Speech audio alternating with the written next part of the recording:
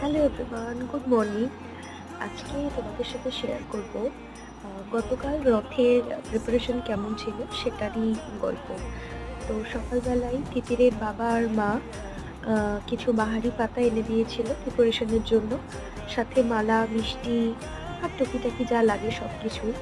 তো আমার শরীর যেহেতু খুবই খারাপ, আমি একা কিছুই করতে পারিনি। মা আর বাবা ছিল, ওরাই আর কি বলে বলে দিয়েছিলাম, আর ওরা নিজের মতো একটুখানি করেছিল। তো এই দেখো বলো কেমন হয়েছে? ভালো হয়েছে। ভালো হয়েছে? হ্যাঁ। তোমার খুব সুন্দর লেগেছে? ভালো লেগেছে।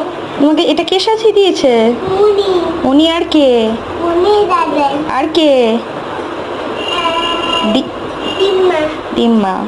ঠিক আছে, এবার টাটা বলে দাও সবাইকে। দাদা আমরা রথ দিদি জয় জগন্নাথ। জয় জগন্নাথ।